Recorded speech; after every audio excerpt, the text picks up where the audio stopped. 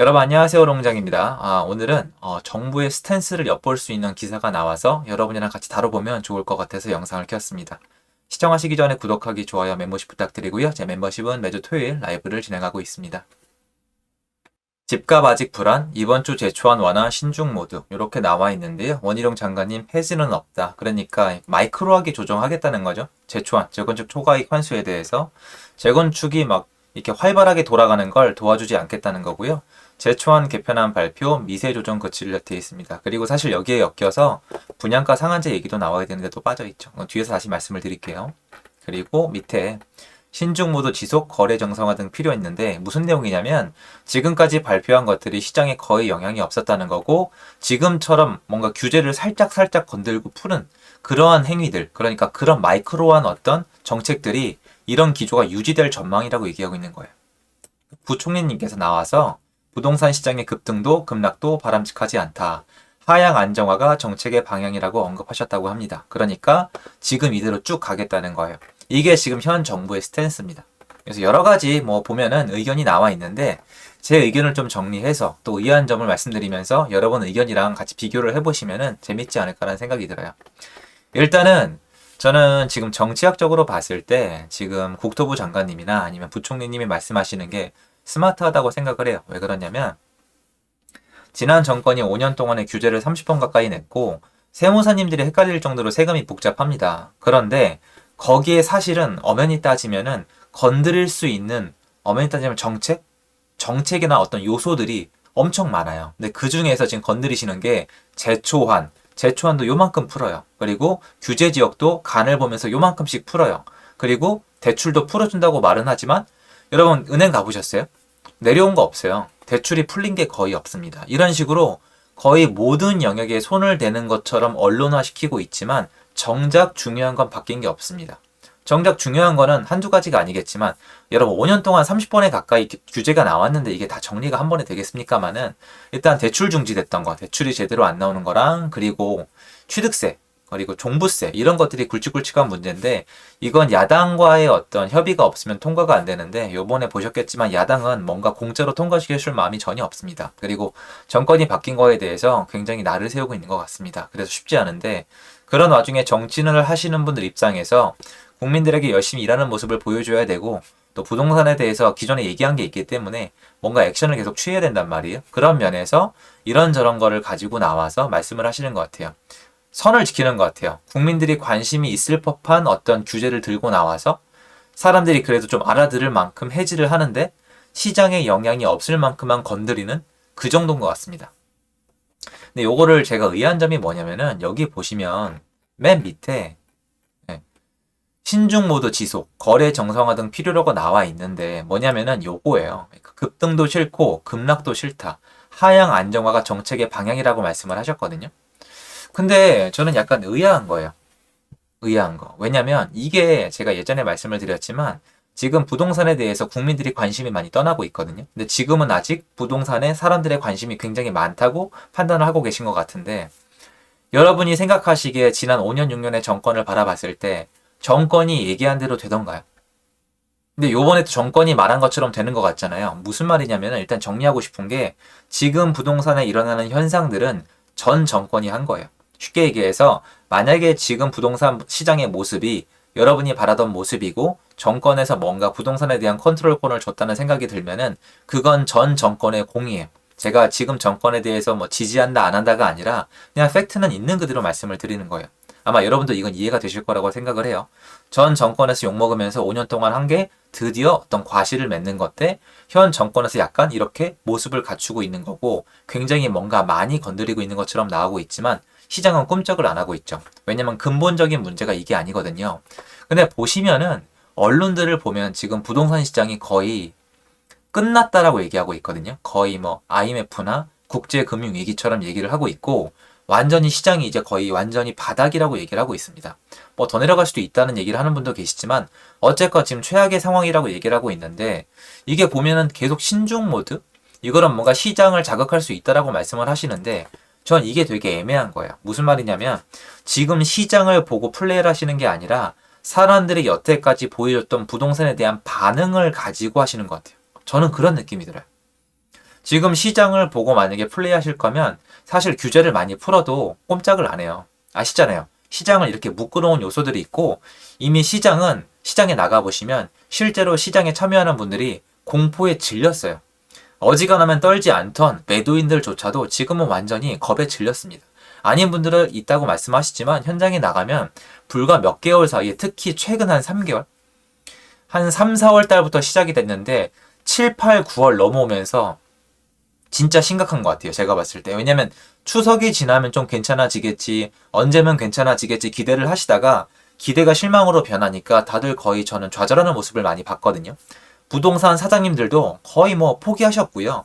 그리고 집을 가지고 계신 분, 사시는 분들도 결정 안 하기로 다 이제 포기를 하시고 꼭 팔아야 되는 분들도 가격에 대해서 포기를 하고 계시고 시장은 그냥 거의 제가 봤을 때 쓰러져가는 모습인데도 계속 신중모드예요. 그만큼 사람들의 눈치를 많이 보고 있는 것 같아요. 근데 문제가 뭐냐면 정부는 이런 스탠스를 취할 수 있어요. 왜 그러냐면 국민의 눈높이, 사람들의 반응이 굉장히 중요합니다.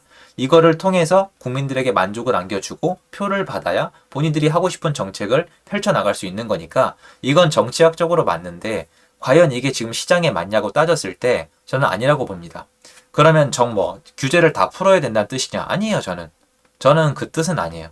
저는 어떤 생각이 드냐면 여러분 보시면 제가 이제 규제를 다 풀어야 된다고 얘기하면 이런 느낌 드시죠? 규제를 안 풀고 이대로 가면은 그냥 부동산 시장이 완전 끝날 것 같다고 생각이 드시잖아요. 그런데 부동산 시장은 여러분이 자세히 쪼개보시면은 부동산 시장 안에 참여하는 사람들이 있어요. 집을 가진 사람이 있고 매수인이 있고 임차인이 있고요. 은행이 있고 국가가 있어요. 얘네가 이 안에서 돈을 다 먹어요. 사실이에요, 여러분. 그리고 정치하시는 분들은 여러분 세금이 없으면 힘이 없어요. 여러분 이제 한번 정치학 쪽으로 이제 관심 있는 분들은 아시겠지만 정치하시는 분들의 힘은 여러분의 투표권으로부터 오는 게 맞는데 유권자들이 낸 세금으로부터 많이 오기 때문에 세금을 포기할 수가 없어요. 그걸 자기 돈 마냥 쓸 수가 있어요. 막 그런 범죄를 말씀드리는 게 아니라 맞아요. 왜냐면 그거에 대한 결정권을 가지고 있단 말이에요. 여러분 예를 들어볼까요? 세종시, 3기 신도시, 2기 신도시 국가의 천문학적인 돈이 들어갔잖아요. GTX. 그 세금 들어가는 거 맞죠? 여러분 돈 맞잖아요. 우리나라 국민들이 낸 돈 맞죠? 근데 그거 짓기로 누가 결정했죠? 국회의원들이 하시잖아요. 그러니까 어마어마한 힘이 일어납니다. 그래서 세금도 있어야 되고 표도 있어야 됩니다. 그런데 부동산 시장 안에서 나오는 세금이 있는데 그 세금에 대해서 여태까지 역사적으로 정부는 예민하게 반응을 했어요. 그리고 은행들은 사채업자랑 똑같은 이 구조를 가지고 있습니다. 사채업자들이 법만 지키면 은행의 모습과 크게 다르지 않은데 사채업자보다 덩치가 훨씬 커요. 그리고 하는 일의 특성상 굉장히 신뢰가 중요하고 예의 발라 보이기 위해서 정말 딱딱한 문화를 가지고 있지만 지금 이분들 이자 장사 갖다가 파티 중이에요. 나중에 두고 보세요. 최대 실적 나올 겁니다. 임차인분들은 소유권을 피해가면서 세금의 어떤 의무를 피해가면서 집을 사용하고 싶은 분들이 많이 있는데요. 특히 전세제도가 인기가 있는 모습에서 이걸 많이 볼 수가 있었죠. 그래서 사용권을 위해서 약간의 어떤 대가를 치르고 이용하시는 분들이고 임대인분들은 세금을 내는 주체예요. 세금을 내는 주체인 동시에 이거를 통해서 뭔가 본인이 얻고자 함이 있죠. 임차인분을 통해서 임대소득을 얻든가 시세 차익을 얻든가 어쨌건 그런 플레이를 합니다. 이렇게 각자 이해 상황이 섞여 있습니다. 그런데 시장을 보게 되면은 정부 입장에서 어떻게 되냐면 세금을 적절히 거두면서 표도 유지하는 게 좋은 것 같아요. 저는 봤을 때. 근데 제가 봤을 땐 정부에서 지금 세금에 대한 생각을 안 하고 있는데 과거 내역을 봤을 때 세금에 대한 신경을 쓰는 날이 옵니다. 어쩔 수 없이. 특히 내수 경기가 중요해지면 그렇게 되는데 많은 분들이 이 생각을 어떻게 하시냐면은 국가 일을 하기 위해서 세금 따위는 포기하고 국민들의 만족을 위해서만 움직일 거야 라고 하지만 세금이 되게 중요한 시기가 오거든요. 그래서 역대 정부를 보면 규제하다 완화하다 규제하다 완화하다 했던 거예요. 왜냐면 생각해 보시면 완화를 할 필요가 없는 거거든요. 우리 모두의 목표와 국회의원들의 목표가 그냥 부동산 시장을 때려잡는 거면은 완화란 걸 할 필요가 없는데 지난 정권, 옛날 정권들을 찾아보면 완화를 많이 했단 말이에요. 그 완화를 왜 했을까는 생각을 해봤을 때 국가의 경제와 세금 문제가 걸려 있단 말이에요. 그래서 지금은 일단 정부의 스탠스가 국민의 입맛, 국민의 눈높이에 맞춰져 있는데 이 스탠스는 바뀔 수도 있어요. 그리고 안 바뀐다고 쳐도 이대로 가면은 시장에 부작용이 옵니다. 제가 말씀드렸다시피 여러 주체가 시장에 참여하고 있는데 이 사람들 중에 일부를 괴롭히면 다른 사람들이 피곤해져요.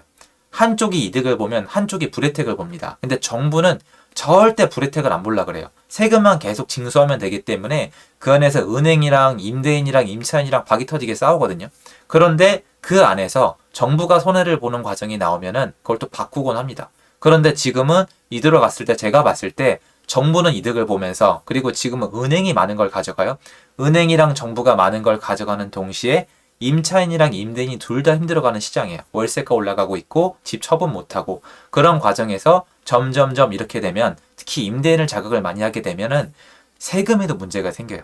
세금에도 문제가 생기고 임차인분들의 혜택을 덜 주면 전세자금 대출은 사실은 그렇게 마진이 크지가 않잖아요. 은행 입장에서. 왜냐면 금리를 싸게 해줘야 되니까. 근데 보증 담보대출이 안 되게 되면 그것도 줄어들거든요. 그래서 이렇게 서로 이해관계가 얽히면서 뭔가 변화가 일어나게 돼 있습니다. 그래서 지금 시장 이 모습으로 쭉 가고 싶은 건 정부의 바람이고 여태까지 역사적으로 정부의 바람대로 안 됐던 이유는 그 안에 돈으로 얽혀 있는 한국이 자본주의 시장이란 특징 때문이에요. 그래서 여러분들은 나눠서 보셔야 돼요. 정부의 스탠스는 스탠스예요. 그리고 이분들은 정치학적으로 본인의 철학에 맞게 국민들을 위해서, 국민들의 표를 위해서 뭔가 알맞은 정책들을 펼쳐 나가실 거예요. 그건 따로 보시고요. 지난 정권도 그렇잖아요, 여러분. 지난 정권 5년 동안에 얼마나 열심히 했습니까? 사실 일이 좀 많았겠어요? 그런데 마음대로 안 됐잖아요. 정책은 정책이고 시장은 시장인데 시장은 돈으로 돌아간단 말이에요. 그래서 나눠서 이거를 보시고 아, 정부의 스탠스는 이거구나. 그런데 시장에 지금 돈이 어떻게 돌고 있고 어디에 문제가 생기면은 또 이런 현상이 일어나고 여기 돈에 문제가 생기면 이 주체들이 이렇게 움직일 수 있겠구나. 이런 생각을 복합적으로 하시는 게 좋지. 지난 정권도 지지난 정권도 옛날 참여 정권도 정치인분들이 하는 말씀만 듣고 뭔가 결정하시면 좋지 않았거든요. 그래서 지금 중요한 건 뭐냐면은 정치는 정치, 시장은 시장. 따로 빼놔서 볼 수가 있고 한쪽에 문제가 생기면은 연결고리가 생길 때가 있어요. 뭔가 발표한 시장이 반응하는. 지금 보시면은 완화를 해도 시장이 안 움직이죠.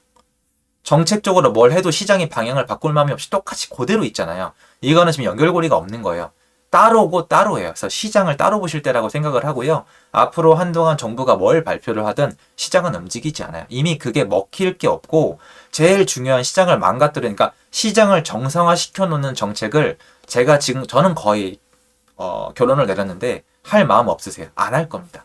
시장 정상화를 위해서 노력하지 않으실 거고 정부가 이런 생각을 하고 있다. 이렇게 할 거다. 우리 이렇게 애를 쓰고 있다. 이거 발표했다. 그리고 언론이 엄청나게 나오고 이게 끝이고 시장은 따로 보셔야 되기 때문에 규제가 언제 풀릴까? 규제가 이렇게 되면 시장이 어떻게 될까? 이런 생각을 하지 마시고 정치 따로 시장 따로 보신 다음에 만에 하나 시장 정상화를 택할 수밖에 없는 뭔가 세금 쪽에 어떤 큰 문제가 생기면 모르겠지만 그 전까지 나눠서 보시다가 연결고리가 생기게 되면 그때부터 다시 판단하시는 게 저는 훨씬 좋은 타임이라고 생각을 합니다. 전 그래서 시장에 대해서 많이 말씀을 드리는 편이고 정부 발표에 대해서는 한동안 크게 신경을 안 쓰고 있습니다. 기억나시죠? 250만 원 공급할 때도 의미 없다. 딱 잘라버리고 규제 지역 완화 효과 없을 거라 딱 잘라버리고 다 말씀을 그대로 드렸죠. 제초안 의미 없습니다. 그러니까 이런 것들은 의미가 없는데 언론에 워낙 많이 나오겠죠. 그리고 기사 쓰기도 좋잖아요. 이런 것들 시장이 이러니까 이런 게 나왔는데도 안 먹힌다 이런 얘기를 하는데 안 먹히는 게 당연한 게 상관이 없다니까요. 지금 이게 그게 아니잖아요. 그래서 여러분들은 그걸 좀 나눠서 보시는 습관을 들이면 좋지 않을까 하는 마음의 영상을 찍어봤습니다. 도움되셨으면 좋겠고요. 제 영상은 여기까지입니다. 감사합니다.